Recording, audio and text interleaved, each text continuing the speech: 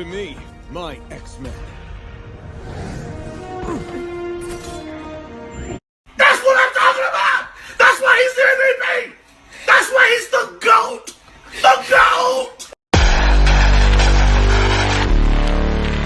Hi, I'm Jack, and welcome back, because today I'm going to give you guys my review for the newest animated show from Marvel Disney Plus, centered around one of the most iconic superhero teams of all time, X-Men 97. It is showrun and created by Beau DeMayo, and it has variety of cast members, both old and new, returning and starring as the X-Men and its characters. Let me know down below in the comments what's your take on the show. I'd love to know that. And with that said, let's get started. Set a year after the events of the original show, X-Men 97 follows the X-Men as they use their gifts to protect a world that hates and fears them, and they are challenged like never before and forced to face both dangerous enemies and an unexpected new future and what they will do to protect the world. I love the X-Men. Right before I watched X-Men 97, I managed to go through all 5 seasons of the original show from the 90s, and I think it is a great show that, even though it has the 90s cartoon aspects and the Saturday morning cartoon vibes, I really enjoyed watching it. I loved the first 4 seasons, and even though 5 is the weakest season, it does have a really strong ending. And ever since finishing it, I was really excited to start X-Men 97. I didn't watch it till the entire show had finished its first season, so I've heard a lot of praise and buzz over this show. So I was really looking forward to starting it because I love the X-Men, and it's been a while since we've had something from X-Men within media. And now that I've seen it recently, I am super happy to say that I thought X-Men 97 is an outstanding show. It is an amazing legacy sequel to the original show that pushes forward this world of X-Men, and so as pushing the characters to challenges that they have never faced before. Starting things off with the positives for X-Men 97, the one thing I think everybody can agree on when talking about the show is that the theme song is just awesome. Like, if you skip this intro, I don't think I can trust you because of how awesome it is. It's catchy, it's iconic. I love that they brought it back from the original show into this and updated the animation. And so as how with each episode, they add in new reanimated sequences from the original show into the intro when you get deeper into the season. I think that's really cool. But all in all, the intro is perfect, one of the best ever, and it's iconic. So I have to list that as a positive. The X-Men have always been one of my favorite superhero teams of all time, and this show absolutely solidifies why I love the X-Men. As individual characters, they work really well, just like in the original show, but as a unit, it's even cooler when they're all together fighting alongside one another. And this show knocks it out of the park. The characters here are amazing, especially Cyclops, who finally gets so much justice in modern day Marvel media. Seeing him be the leader, do a lot of really awesome things as a character in the show, really puts a smile on my face. And so as seeing him deal with having to lead the X-Men and make choices that could help protect the world after Charles Xavier left to go recover with the Shi'ar Empire after a near-fatal assassination attempt in the final episode of the original show, and how that affects him and the choices he makes over the course of this show for the betterment of both the world, the people, and himself is wonderful to see. He is one of my favorite characters in X-Men ever, and in this particular show, he's one of my favorite characters of the show. And Magneto has always been one of my favorite Marvel characters here, and here he is taken to a whole other level. Magneto gets so much depth, so much character, and the story he goes on here, where after what happened to Charles, Magneto gets all of the stuff that belongs to Charles Xavier. He's now having to lead the X-Men. Now it's left in his will and testament that this is what Magneto must do, while also being a character that the X-Men don't particularly trust as much, and the world sees him as a villain. And what does Magneto do to stay in line with what he believes in, but so as trying to pay respect to what Charles Xavier wished? And what he goes on here is wonderful, especially in the second episode. There's a whole speech he gives in the back half of that episode. It's just mind-blowing. It is a really well-written show, and Magneto as a character I think is flawless in X-Men 97. Every other character within the X-Men that's on the show is very good here. Wolverine may not be in it as much as the other X-Men, but when he gets a moment in an episode, it's impactful, it's memorable, and it fits within his character that we've always known about him.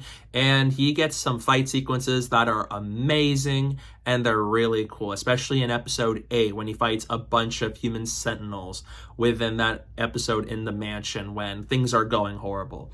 And Nightcrawler gets brought back into the show as a bigger player, especially after his brief appearances in the original show. And I love him. I love this version of Nightcrawler, and I love that he gets to become a part of the team, even if that comes at the cost of Gambit, who is one of the most underrated X-Men characters of all time. I love him in the original show, and he is one of my favorite characters in 97. The tragic story he goes through, especially, as we all know, he loves Rogue. He wants to protect her, protect the X-Men, and so as what happens to him because Magneto is now introduced into the fold with a relationship with Rogue. How does that affect him? And especially with episode 5 being a phenomenal episode, one that pulls and tugs the heartstrings so tight when Master Mold commits genocide on Genosha, wiping out so many mutants, so many people, and it is heartbreaking to see. That episode goes from being a celebration of mutants to this tragic event. And what really hits that home is Gambit makes the ultimate sacrifice play. He sacrifices himself to stop Master Mold, where he saved everybody and ended this trauma that was taking place in that very moment, and did that to save Rogue and everybody else. And it is a scene that brought me to tears. It is so emotional to sit through, and with everything we've known about Gambit, when you look at where he's been going through over the course of this particular show, it is a satisfying and an extraordinary, heroic way out for Gambit as a character here. The name's Gambit, mon ami.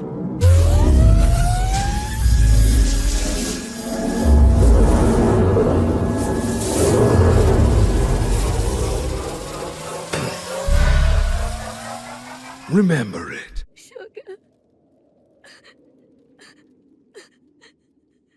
Another character I really love in this show is Rogue. Once again, she's one of my favorite X-Men characters, and I love what the show does with her character. It's amazing, it's extraordinary, and how this show goes with her and the choices that she makes after Gambit's death in episode 5, and so as the inclusion of Magneto in the plot, is just wonderful, and how we really see her on the brink. She does so many things in a way that feels like it's in character with what we've learned of this iteration of Rogue, even if I count the original series in this.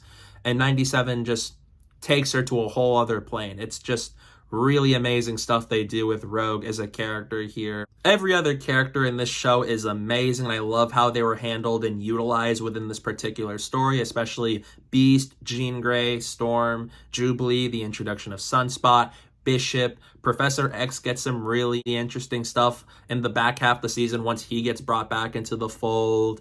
And so as really expanding this particular universe with the X-Men, we see the Shi'ar Empire, what's going on over there, as so as what's going on with the X-Men on Earth, and this little conspiracy going on with the Sentinels.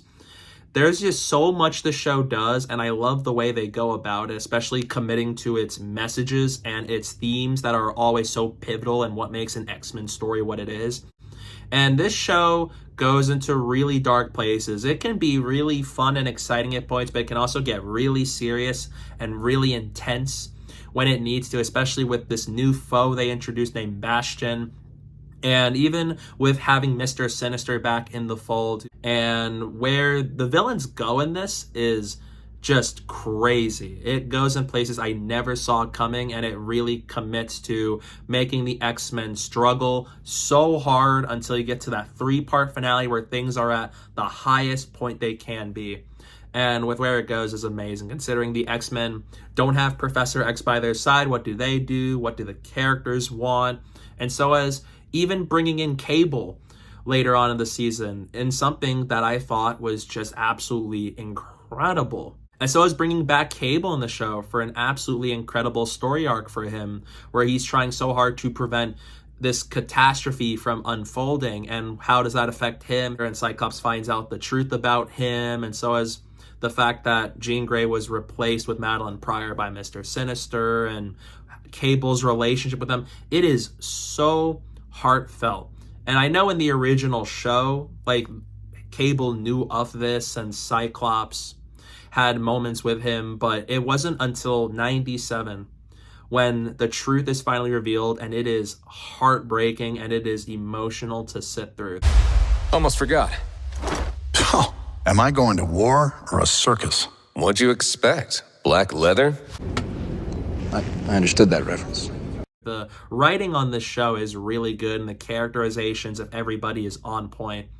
But another thing I love about X-Men 97 is the animation. The animation has so much sauce. And what I mean by this is the animation is so vibrant, it's so colorful, the movements are so fluid, and it's all captured and animated so well that it just feels so awesome to see on screen, and it's so stylized to the point where I think to myself, this might be one of the best animated superhero shows ever made, up there with the likes of Avengers, Earth's Mightiest Heroes, Batman the Animated Series, Spectacular Spider-Man, Justice League Unlimited. It's just amazing here. Like, I always thought the animation, even in the trailers, looked cool, but in motion in this show blew me away. It just brought the game to a whole other level. And even the action sequences are so exciting, from the X-Men fighting Master Mold and the Sentinels in the end of episode 1, the final act of episode 5, Remember It, and even with a lot of the fights within the X-Mansion in episode 8, episode 3's horror-centric episode with Madeline Pryor, and even Asteroid M in those final episodes. It's just incredible how much stuff the show pulls off with its animation style. They took so much time. It looks phenomenal, and I hope they can keep this up, because this animation is truly amazing for what they were able to capture with the X-Men. A small thing about X-Men 97 I really appreciated is that even though the show always remains X-Men focused and never loses sight of that, it still finds ways to expand the world of X-Men just a little bit. How in episode 7, as Rogue goes on her stint to find Bolivar Trask after what happened in Genosha, Captain America gets introduced, and so as in the back half of the Tolerance's Extinction finale, you have Iron Man in there, Daredevil in New York, Cloak and Dagger, and Spider-Man. It never loses sight of all of those things that make an X-Men show an X-Men show, so it doesn't try to lose focus of that in its final stretch. But it feels like a real lived-in universe with characters from other corners of Marvel. And it makes this particular world with the X-Men feel so lived in and so massive, even with a show that's centered around the X-Men mythology, because they have so much in store and all these different characters go on all these different things. And especially with Madripoor, Genosha, New York, and so as even in space when we see the Shi'ar Empire in the show for that portion of time, there's just so much here, and I love this particular world, and I can't wait to see where the next season expands this more, as we have seen in the end of the show that the characters, after destroying Asteroid M and stopping Bastion from killing out more mutants and trying to redo the world for the worst, they end up being displaced throughout time. What do you mean? What do you mean? What do you mean? With some characters being sent to the past, way in the past, and then Cyclops and Jean sent to the far future. And what really has me excited for this is Season 2 is seemingly setting up Age of Apocalypse, which I am so excited to see. And it looks like they're going to go all out with Apocalypse. Now that Rogue, Magneto, Charles, Beast, they're all stuck in the past, and they meet En-Sabah-Nur, who is going to become Apocalypse, and so as Cyclops and Jean being sent to the far future with a younger Nathan Summers. In what seems like a very dystopian future where everything went horribly and they still have no clue what happened, while Bishop and Forge are going to band together, potentially with Jubilee and Sunspot in the mix, to go find where the X-Men have been placed in time after saving the world from a catastrophic event that Bastion tried to commit. And I'm just so excited for this show to continue, because I didn't have much expectations of it initially because I never saw the original show and I didn't have as much attachment to this particular take on X-Men until I watched the original show before I saw 97. And I am just so excited because this show won me over so much. It honestly is my favorite Marvel Disney Plus show, period. And I know I haven't covered Loki Season 2 yet, and I will tell you I loved it. I think as far as MCU Disney Plus shows go, it's my favorite thing they've put out. But X-Men 97 might be my favorite Marvel show on Disney Plus. It blew me away every single episode. The stakes rise, the tension is higher, the characterizations of the X-Men here, and the stories are so captivating that in the end, it pays off triumphantly in this 3-part finale where this is like so much at stake and it just pays off brilliantly while setting up so many exciting things to come in the future. So really, really excited for season 2 and I cannot wait to see what they do with that. And as for the show, absolutely loved it. So in the end, I'm going to give X-Men 97 an A+. You don't need to see the original show to watch X-Men 97. It works really well on its own, but if you do want more appreciation of this particular iteration and background context to be understood, definitely watch all 5 seasons of the original show, but this show works really well on its own anyway. Do it. But I loved this show. This is one of my favorite pieces of X-Men media ever made. And as much as I do love the original show, I honestly prefer 97 just a bit more. So really love to see it. It's one of my favorite legacy sequel projects in the last decade, and it's one of my favorite Marvel projects of all time recently. So absolutely loved it. Loved the X-Men and cannot wait to see where the show goes from here. So yeah, that's my review for X-Men 97 Season 1. What are your thoughts on it? Let me know down below in the comment section. I'd love to know your thoughts on it. Stay tuned for some upcoming videos I have planned very soon. And don't forget to follow me on social media. My username is down below at the bottom of the screen and in the description below. So please go do that while you're at it. And thank you guys so much for watching. And don't forget to hit that like button and the subscribe button. And stay tuned for more. Hold up. Peter finally found MJ.